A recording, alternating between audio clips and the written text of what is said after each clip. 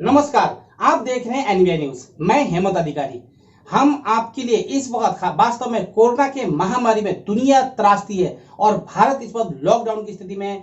ऐसी स्थिति में भारत के विभिन्न क्षेत्रों में जो मजदूर वर्ग है वो पैदल यात्रा करने पर मजबूर है, वो लाचार है। और इसी क्षेत्र में विभिन्न क्षेत्र के लोगों को हम एनवीआई न्यूज में बुलाकर आपको संदेश देने को बुलाते हैं। इस वक्त हमारे साथ आए हैं डायरेक्टर, प्रोड्यूसर और एक्टर गजराज नागर जी। उनका अपना ग्रुप है, राज थिएटर ग्रुप करके वो चलाते हैं। वो बहुत ही पुराने सीनियर थिएटर एक्टर हैं। उनके जमाने के बहुत से ऐसे एक्टर जो बॉलीवुड में काफी नाम कमा रहे हैं, लेकिन गजराज जी ने अपने खुद का थिएटर करके सिर्फ अपने क्षेत्र में ही थिएटर में ही सीमित रहने का उन्होंने मन बनाया और वो दिल्ली में राज ग्रुप करके थिएटर चलाते हैं। खासतौर पर अस्मिता थिएटर, विभिन्न थिएटरों से जुड़कर उन्होंने काम किया।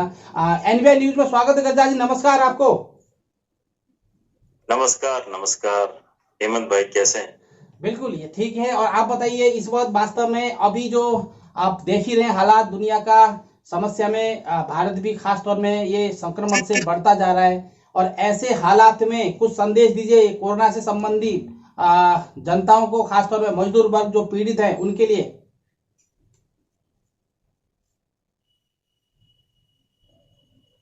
आवाज सुन रहे हैं? हाँ, सुन पा हाँ जी, हाँ जी, हाँ, बोलिए। सुन पा रहा हूँ मैं। हाँ जी, हाँ जी, बताइए बताइए। देखिए, जैसा कि आप सभी जानते हैं कि भारत में नहीं पूरी दुनिया में कोरोना महाबीमारी का कहर है। सारी दुनिया इसकी चपेट में आ चुकी है और इसके जो भयंकर परिणाम है वो आपके सामने आ ही रहे हैं और वो दिन प्रतिदिन बढ़ते ही जा रहे हैं। उनमें कोई कमी नजर नहीं आ रही है। अब सवाल है कि इस समस्या का निदान कैसे हो। बहुत सारे देश इस समस्या से जूझ रहे हैं और पूरे प्रयास कर रहे हैं कि इसका जल्द से जल्द कोई हल निकले, कोई ऐसी दवाई, कोई ऐसी मेडिसिन, कोई ऐसी वैक्सीन निकले जो इस समस्या का समाधान कर सके।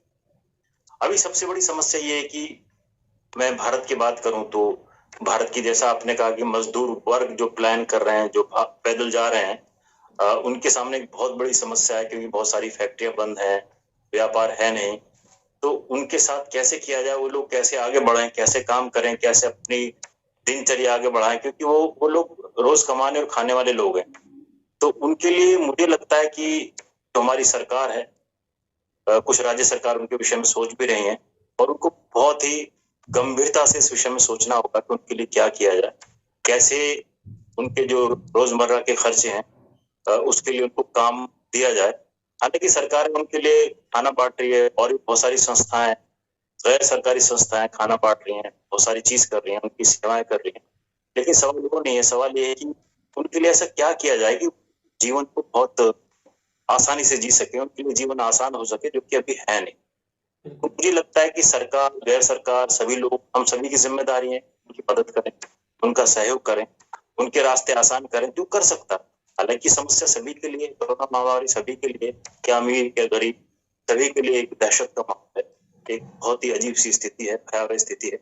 लेकिन फिर भी जो लोग मजबूर हैं, जो बेसहारा हैं, या मजदूर लोग जिनकी विषय में आपने बात की, उनकी मदद करें जिस तरह से हो सके। उनके लिए जो भी कुछ हो, आर्थिक रूप से सहयोग दें या और किसी रूप से उनका सहयोग करें और सरकार भी उनके लिए करे। बस यही एक रास्ता है, क्या किया जा सकता है।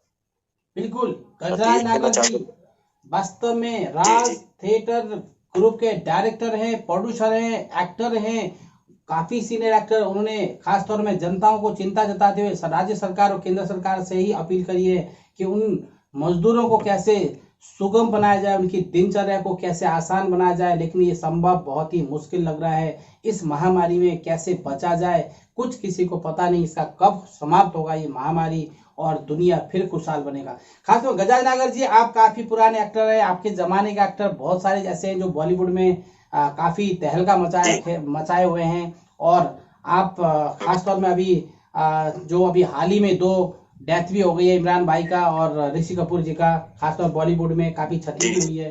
तो इस विषय में भी थोड़ा अब आने वाले टाइम में थिएटर कैसे चलाया जाए, या फिल्म इंडस्ट्री के अंदर काफी नुकसान है, तो इसके विषय में भी थोड़ा सा बता दीजिए। देखिए हेमंत जी, मैंने जो रंगमंच है 1985 में ज्वाइन किया था। हाँ, गुलशन कुमार जी के साथ। उसके बाद एक बार वो बढ़ता चला गया। हालांकि मैं आया तो सिनेमा करने के लिए था, लेकिन रंगमंच करते चले गए।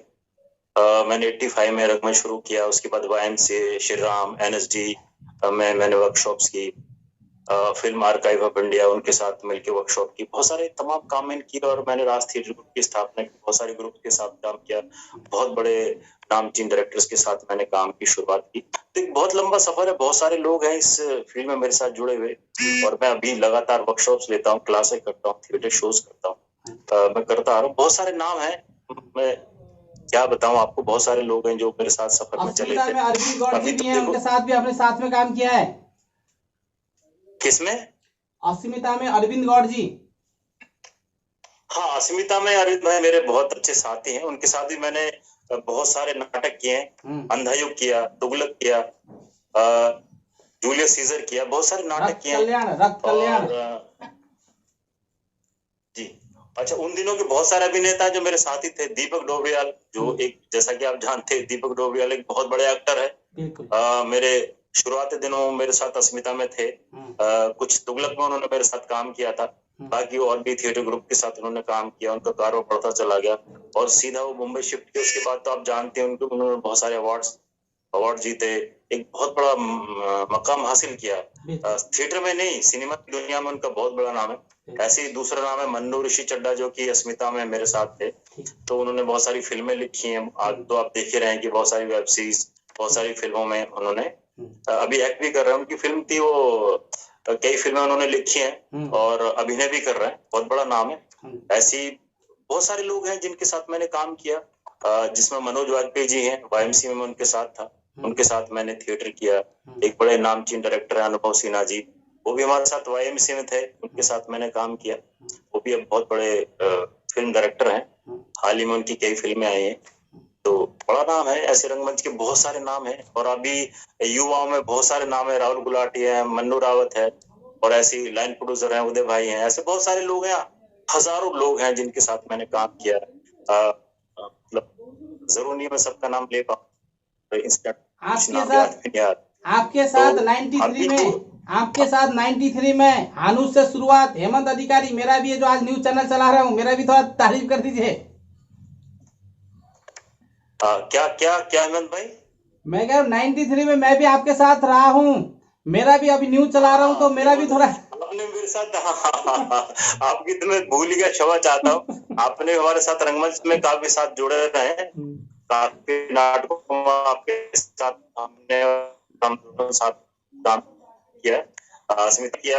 अच्छा, YMCA में मैं अशोक परम जी का नाम लेना चाहूंगा, जिनके साथ मैंने काफी काम किया, उनके बहुत सारे नाटकों में, उनके निर्देशन में मैंने काम किया YMCA में। वो हमारे गुरु समान है, गुरु ही हैं, उनसे भी मैंने बहुत कुछ सीखा, तो मैं उनका नाम ही लेना चाहूंगा। और एक और मैं हेमंत भाई बात कहना चाहूंगा कि इस वक्त जो थिएटर की स्थिति है, वो तो आपको पता ही है कि सब कुछ बंद है, और इस कोरोना की वजह से थिएटर भी लोग नहीं कर पा रहे हैं। जो हमारा लगातार रूटीन था वो सब बंद हो चुका है। अब लोग घर पर ही हैं, पढ़ते हैं और नाटकों की चर्चा, परिचर्चा करते हैं। यही हाल सिनेमा का भी है, सिनेमा भी अभी बंद है, लोग काम नहीं कर पा रहे हैं।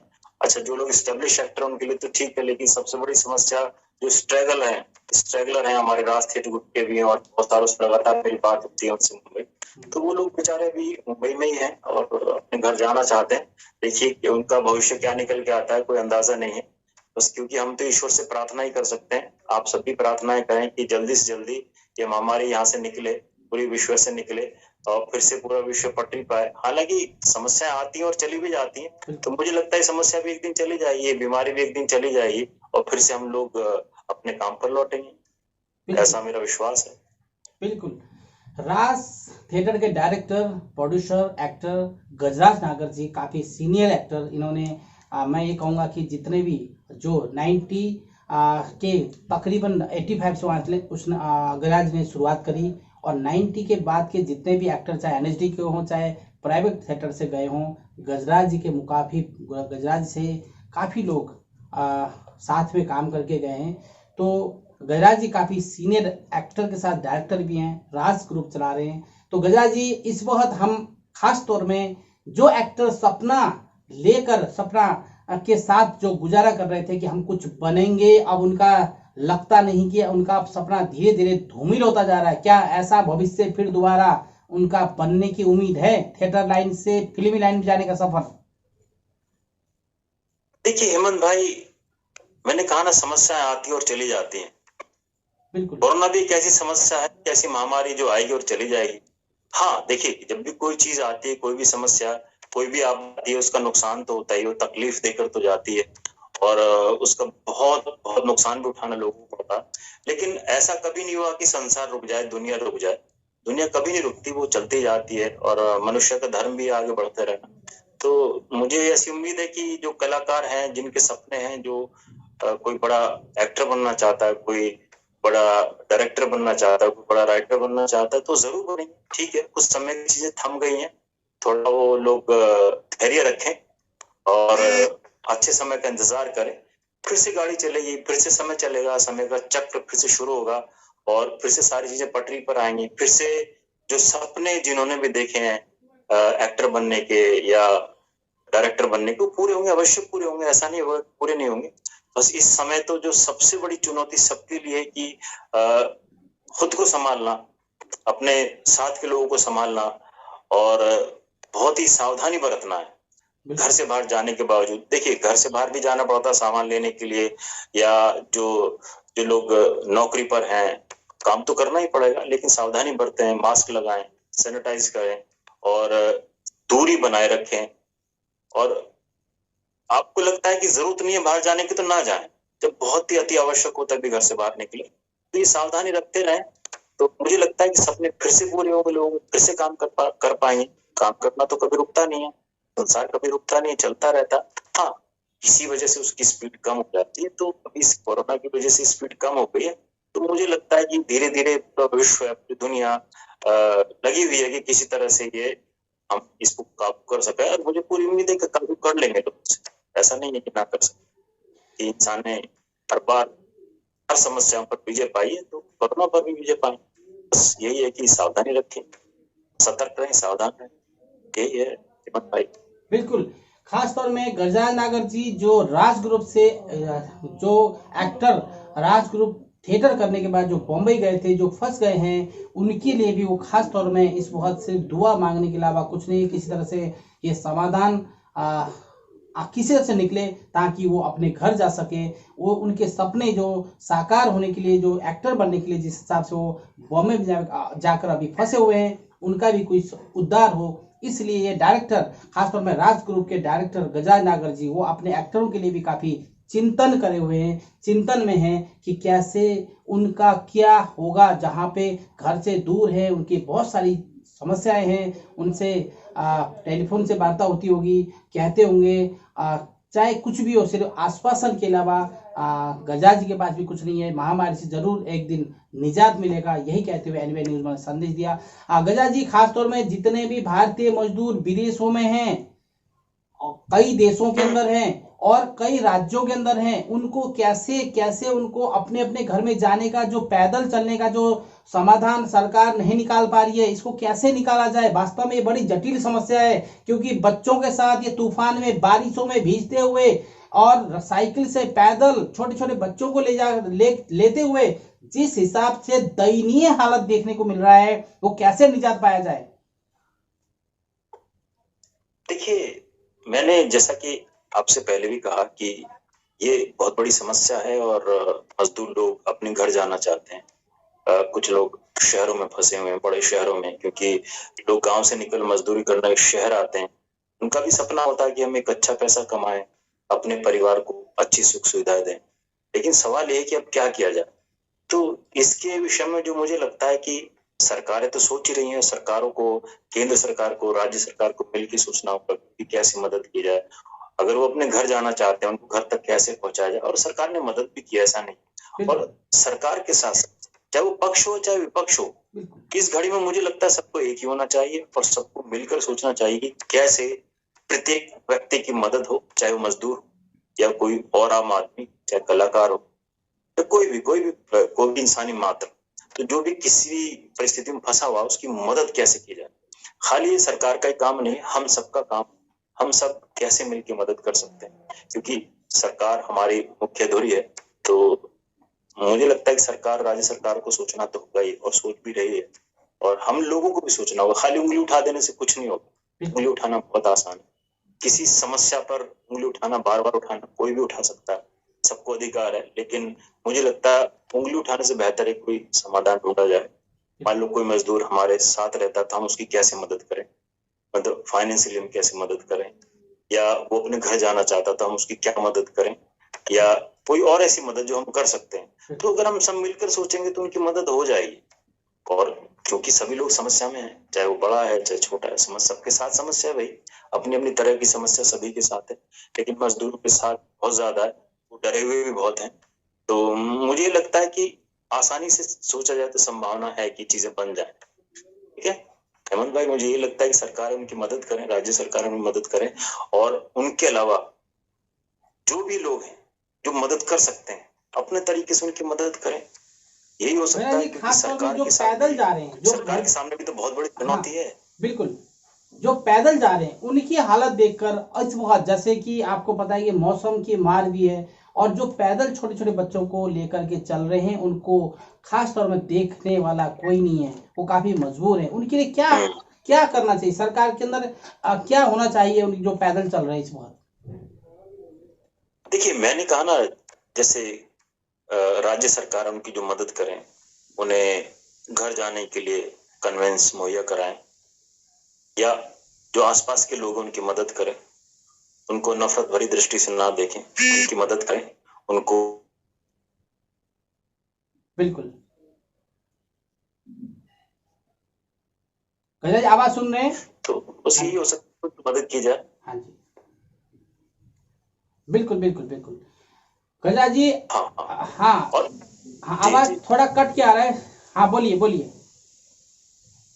हाँ, मैं यही कह रहा हूँ कि सरकार उनकी मदद कर जितनी संभव हो सकती है, क्योंकि उन्होंने वो कदम उठाया तो वो कदम पूरा भी होना चाहिए, उनको मंजिल तक पहुंचना भी चाहिए। अब उनकी सावधानी पूर्वक जैसे भी उनकी जांच हो, कि रास्ते में जो भी पड़ाव पड़ते हैं वो लोग उनकी मदद करें, क्या हो सकता है, मुझे तो यही लगता है। बिल्कुल, लास्ट क्वेश्चन। अब गजा जी, खास तौर में आप थिएटर लाइन से हैं भी हैं और थिएटर चला रहे हैं, राज ग्रुप आपका ग्रुप है, तो इस वक्त खास तौर में इसका भविष्य कैसा रहेगा, आपकी क्या तैयारी है? खास तौर में अभी इस वक्त तो अब लॉकडाउन है ही, लेकिन आने वाले टाइम में थिएटर की क्या भविष्य होगी? देखिए, मैंने आपको बताया ना, अभी तो तस्वीर बिल्कुल भी स्पष्ट नहीं है, अभी सब कुछ दुविधा में है। आम आदमी दुविधा में है, सरकार भी अपना प्रयास कर रही है, पूरा विश्व दुविधा में है। तो समय तो, जैसा मैं अगर इतिहास की बात करूं तो हर समय गुजर जाता है, निकल जाता है। तो सवाल ये कि ये समय जो है, भयावह जो समय है, ये गुजर जाए किसी तरीके से, तो चीजें फिर रास्ते पर आ जाएंगे। गुजरना इसको है ही, तो इसको बस हम सावधानी पूर्वक व्यतीत करें। जितनी सावधानी बरतेंगे उतने सुरक्षित रहेंगे, और ये सावधानी बरतना सभी की जिम्मेदारी है। इसके लिए आप किसी व्यक्ति विशेष को तो बोल नहीं सकते, सभी को सुरक्षित रहना होगा, सबको सावधानी बरतनी, सभी को इसमें सहयोग देना। हमें उंगलियां उठाने के बजाय ये सोचना होगा कि हमारे पास समाधान क्या है। बिल्कुल बिल्कुल गजा जी, अब हम जाते जाते एनवीआई न्यूज के दर्शक को संदेश दीजिए, और बाकी जो है आप अगर चाहें तो एक छोटा सा, अगर कोई डायलॉग आपको याद हो तो हम एनवीआई न्यूज के लिए इस वक्त खासतौर में छोटा सा डायलॉग गुनगुना सकते हैं, बोल सकते हैं। देखिए, अंधायुग का एक बहुत प्यारा सा डायलॉग है जो आज के समय पर बिल्कुल परफेक्ट बैठता है। जब भी कोई मनुष्य अनासक्त होकर चुनौती देता है इतिहास को, तो नक्षत्रों की दिशा बदल जाती है। नियति नहीं है पूर्व निर्धारित, उसको मानव निर्णय हर क्षण बनाता और मिटाता है। देखिए, ये कहा जाता है कि जो नियति वो निर्धारित है, पर मुझे लगता है कि जो नियति है, जो परिस्थितियां हैं, उनको इंसान ही बदलता है। तो इस संवाद के माध्यम से ये कहा गया कि नियति नहीं निर्धारित, उसको मानव निर्णय हर पल बनाता और मिटाता। तो ठीक है, परिस्थिति आई है, जैसे भी कारण कुछ भी रहे हो, तो मिटाना तो हमें ही है, हम सबको मिलकर मिटाना है। इस आपदा को हम सबको मिलकर भगाना है। बस यही है इस संवाद का अर्थ, जैसा कि आपने कहा, मैंने सुना दिया आपको।